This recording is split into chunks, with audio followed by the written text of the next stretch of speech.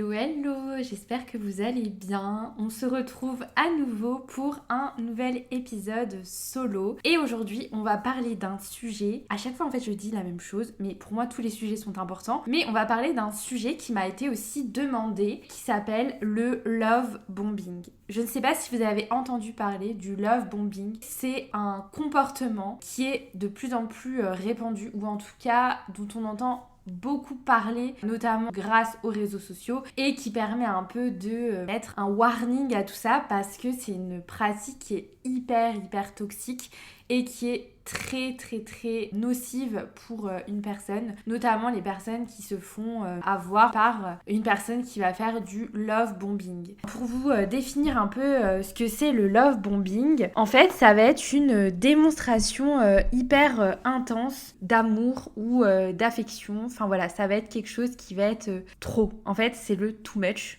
mais version extrême, je dirais. Ça va être, voilà, vous allez commencer par exemple à dater quelqu'un et là tout de suite il va mettre les petits plats dans les grands, il va vous emmener dans les plus beaux restaurants, il va vous faire des cadeaux, il va vous acheter des magnifiques bouquets de fleurs, il va vous faire des milliards de compliments, il va toujours vous envoyer plein de messages. Enfin voilà, en fait, alors il va peut-être pas forcément tout faire, mais en tout cas il va faire pas mal de ses actions. Et en fait, c'est clairement ce qu'on appelle du love bombing et c'est clairement une technique de manipulation. Moi, je l'ai vécu, du coup, comme je vous l'avais dit dans certains épisodes, j'ai vécu une relation très toxique il y a quelques années maintenant. Et en fait, cette relation a commencé un peu par justement du love bombing. J'étais hyper mal à l'aise, etc.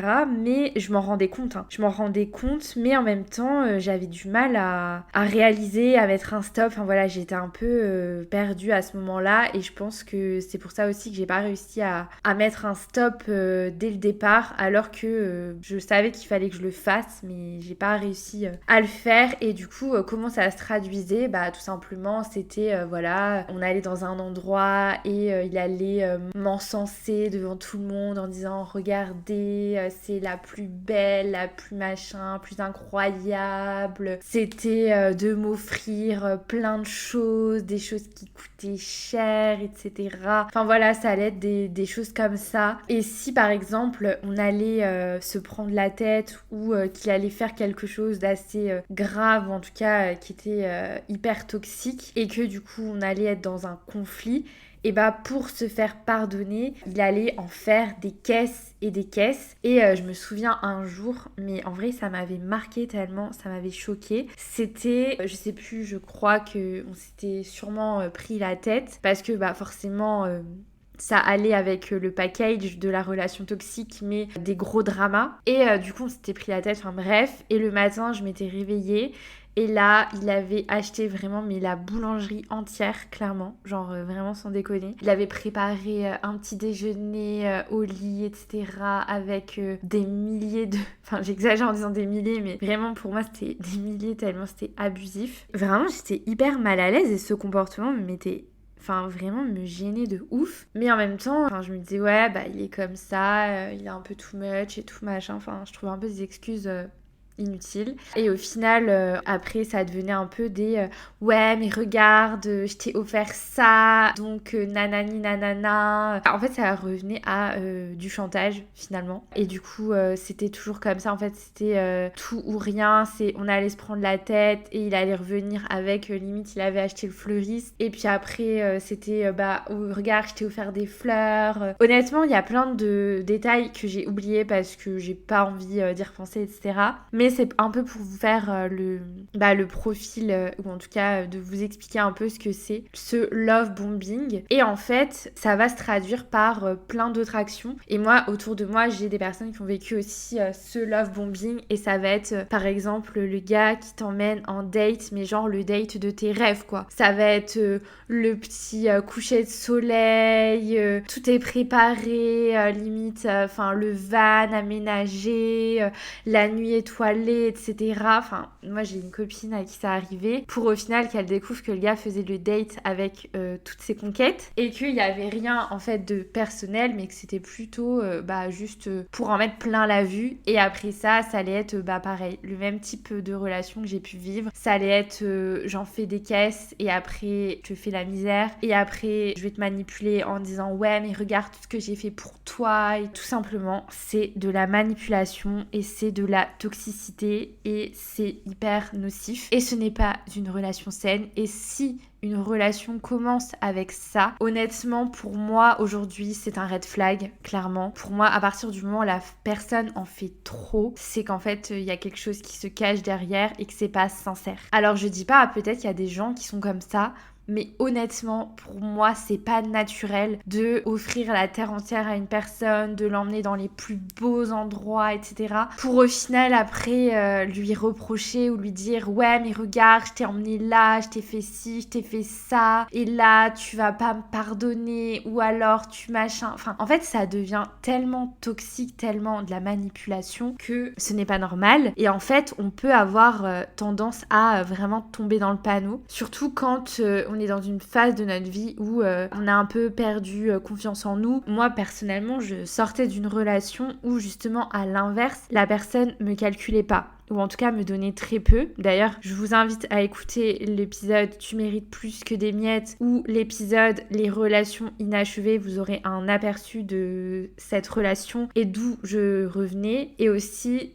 à quel point à ce moment-là j'étais un peu au plus bas de mon estime de moi. Et en fait, cette personne est arrivée à ce moment-là et elle m'a donné énormément d'attention, d'affection, et je savais que c'était trop et que c'était pas normal. Mais en fait, j'avais un peu ce truc de là, je sors d'une relation où la personne me donnait vraiment le minimum du minimum, et là, sans entre guillemets rien demander, la personne me donne à peu près tout, voire plus que tout, parce que c'était un peu le cas tout début. Vraiment, c'était en mode c'est extrême en fait, tout simplement, et c'est pas du tout naturel. Mais du coup, en fait, je passais d'un rien à un tout, et du coup, j'ai pas vraiment eu l'esprit pour me dire c'est pas normal, ou en tout cas c'est un signe que ce n'est pas sain et que ça va mal finir. Et au final, ça a été le cas, ça a très mal fini. Ou en tout cas, ça n'a pas bien fini. Je rentrerai pas dans les détails parce que j'estime que ça n'a pas d'intérêt, mais c'était pour dire que voilà, je sais ce que c'est de vivre une relation toxique, et aussi surtout quand elle commence avec ce type de comportement de love bombing. Et c'est pour ça que aujourd'hui, quand j'entends une personne qui dit que le gars au bout du deuxième date, limite il l'a emmené en voyage, que après il lui a offert je sais pas, une bague, que au bout de 3 jours limite il l'a demandé en fiançailles et tout. Enfin, peut-être que c'est possible, et honnêtement je veux pas remettre en question tous les comportements de tous les hommes sur cette terre, et puis je pense qu'il y a aussi des femmes qui doivent faire ça, mais en tout cas moi, autour de moi, c'est beaucoup des hommes qui ont eu ce type de comportement, donc je parle avec les expériences que je connais, ou en tout cas entendues autour de moi. Ce dont je voulais parler un peu à travers cet épisode, c'était vraiment le fait que c'était quand même pas normal qu'une personne agisse de cette manière. C'est une technique de manipulation, parce que après avoir eu des comportements comme ça, parce que ça ne dure pas une éternité, bien évidemment, ces comportements-là, c'est au tout début, c'est un peu pour nous mettre dans la poche, on va dire. Et puis après, au fur et à mesure, petit à petit, la personne va avoir des comportements très toxiques, elle va commencer à vouloir nous manipuler, à avoir le contrôle, etc. Et puis nous dire, mais regarde, je t'ai acheté ça, puis je t'ai fait ça, et puis peut-être qu'elle va dire, mais t'es une profiteuse en fait, pourquoi je t'ai offert tout ça, rends-moi ce que je t'ai offert, etc. Enfin, j'extrapole peut-être certaines situations, mais je pense qu'il y a des femmes qui ont vécu ça. Moi, en fait, c'était un peu une technique, je trouvais, pour m'avoir dans la poche, pour être sûre que j'allais pas partir, parce que, soi-disant, si la personne faisait ce type ou avait ce type de comportement, et en fait, tu vas être tellement accro, in love, etc. Tu vas te dire, waouh, mais regarde tout ce qu'il fait pour moi, c'est incroyable et tout. Et quand t'es un peu dans une période de fragilité, je dirais, parce que moi c'était clairement ça, j'étais quand même dans une période où j'étais facilement impressionnable, on va dire, et en fait je me rendais pas vraiment compte, et du coup je me disais ouais mais là regarde tout ce qu'il fait pour moi, etc. Au final je peux vous le dire, ça a duré vraiment pas longtemps. Et puis après, ça va être toujours ça en fait. Ça va être des hauts et des bas, du chaud et du froid. Ça va être un coup, c'est hyper bas, il y a rien qui va, etc. Et puis pour se faire pardonner, ça va débarquer avec un énorme bouquet de fleurs ou je ne sais quoi. Enfin bref. Et en fait, ça va être beaucoup ça pendant les premiers temps. Et puis après, ça va s'arrêter. Et en fait, on va se retrouver qu'avec la partie négative entre guillemets de la relation, dans le sens où en fait de base la relation n'est déjà pas en fait saine et on va se retrouver à avoir que des embrouilles, que des disputes, des manipulations différentes, du chantage affectif. En fait ça va être que ça et après ça va être très difficile de s'en sortir parce que on va être un peu embrigadé dans cette histoire et pour moi je trouve que c'est très dur de sortir de ça et du coup c'est pour ça que c'est vraiment un warning de si tu rencontres quelqu'un qui est très extrême dans ses actes, dans ses paroles, surtout au début d'une relation, fais attention parce que c'est peut-être le signe que cette personne est toxique. Je dis pas que toutes les personnes qui font ça sont pas toxiques, mais vraiment pour moi c'est quand même extrême. Enfin, je me rappelle, je crois que c'était une vidéo que j'avais vue, ou peut-être quelqu'un qui m'a raconté cette histoire, je ne me souviens pas. C'était en mode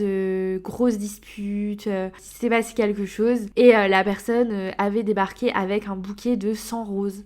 Mais personne fait ça en fait. Enfin pour moi c'est vraiment extrême, c'est too much et du coup ça en devient hyper fake. Et pour moi en fait c'est vraiment le signe que c'est pas une relation qui est saine, c'est une relation qui est vouée à être hyper toxique, où on va être dans le matérialisme, on va être toujours dans l'excès de je veux t'emmener dans les plus beaux endroits, je veux t'offrir les plus beaux cadeaux. En fait, le love bombing, c'est vraiment quelque chose de très matériel et alors il peut y avoir aussi une abondance de compliments, de messages, de lettres d'amour, d'extrême même vis-à-vis des autres.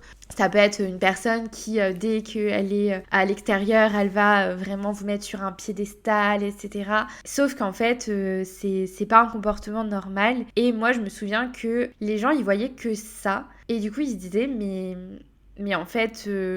genre limite je méritais pas cette personne parce que moi j'en faisais pas autant. Et j'étais en mode mais en fait c'est juste que c'est pas normal en fait et je vais pas en faire autant parce que c'est pas du tout ma manière de faire, moi je suis pas du tout là-dedans et c'est vrai que moi ça m'était extrêmement mal à l'aise parce que j'ai jamais été habituée à avoir ce type de comportement et ce type de relation. Bien évidemment faire des cadeaux, des compliments etc, mais jamais dans l'extrême, dans l'extravagance en fait et dans le too much et c'est ça vraiment qui était pour moi extrêmement problématique. C'est important de le mettre en lumière et de dire que c'est pas des comportements normaux et surtout de faire en sorte de dire aux personnes qui peuvent vivre ça que en fait il faut faire attention parce que ça risque en fait de dégénérer à un moment donné et que après vous allez tomber dans l'extrême inverse où alors soit la personne elle va vous ghoster et là on va être sur un autre schéma, c'est-à-dire qu'on va passer de tout à rien avec une seule et même personne. Et ça, c'est totalement possible. Enfin, franchement, je vois aussi beaucoup autour de moi de personnes qui ont vécu ça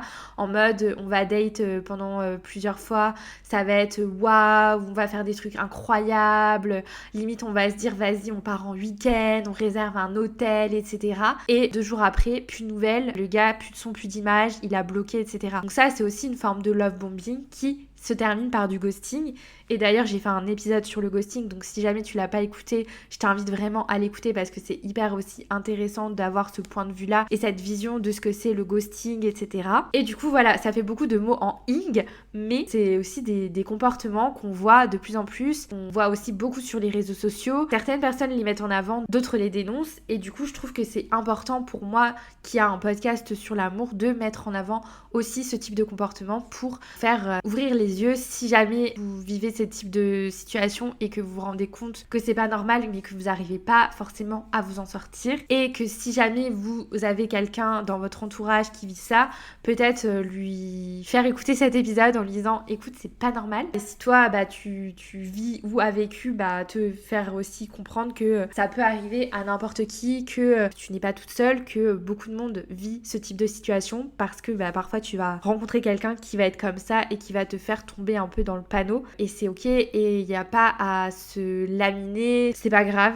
L'idée c'est de s'en rendre compte assez rapidement et de ne pas sombrer dans ce schéma-là qui est très toxique et qui peut vraiment après nuire à une personne, parce que ça va être aussi la manipulation qui va faire que tu vas être toujours dans la culpabilité, parce que la personne va te faire culpabiliser de dire ouais mais regarde tout ce que j'ai fait pour toi, et puis après elle va te dire écoute moi je t'ai fait ça et après toi tu vas pas faire ci, tu vas... En fait c'est comme si t'étais redevable de ses actions, alors que toi en fait t'as rien demandé, juste la personne elle s'est dit qu'elle allait faire tout ça et qu'ensuite tu lui serais redevable de quelque chose, alors qu'en fait pas du tout, c'est pas le cas, et tu n'as pas à être redevable de quelqu'un. Enfin typiquement moi si je fais un cadeau à quelqu'un, je suis pas dans l'attente que en retour elle m'offre un cadeau. Si elle le fait, je suis contente parce que ça me fait trop plaisir si ça lui a fait plaisir, mais dans l'idée c'est que si je fais quelque chose, si je fais un acte comme ça à quelqu'un, j'attends rien en retour, alors que ces personnes qui usent du love bombing pour avoir une personne dans leur poche, après elles vont faire en sorte de la faire culpabiliser, de lui faire du chantage affectif, de la manipuler, de lui dire ouais mais regarde j'ai fait ci, toi t'as fait ça, t'as pas fait ça, et après on va un peu perdre confiance en soi, on va aussi se remettre en question et on va se dire mais est-ce que je suis vraiment une mauvaise personne, ou est-ce que j'abuse, ou est-ce que je profite, etc. Enfin, c'est possible qu'on se remette en question, qu'on se dise mais qu'est-ce que j'ai fait, c'est moi le problème, etc. Alors que pas du tout. Il faut savoir que ce type de comportement de love bombing, ce n'est pas normal, c'est pas la réalité. Et du coup, il faut pas du tout se culpabiliser par rapport à ce type de comportement, et c'est plutôt dire à la personne si c'est dans son comportement naturel mais que derrière elle n'est pas toxique, peut-être lui dire écoute, ok pour le princess treatment, mais pour moi il y a des limites en fait. Et quand c'est trop, c'est trop. Et franchement, on le sait, le mec qui va t'emmener dans les plus beaux hôtels, dans les plus beaux endroits de la planète, qui va te payer des voyages à je sais pas combien de milliers d'euros, qui va t'acheter tous les vêtements que tu veux, tout ce que tu veux, etc. À un moment donné, c'est pas normal. Alors là, je vais peut-être dans l'extrême. Moi, c'était pas ça non plus.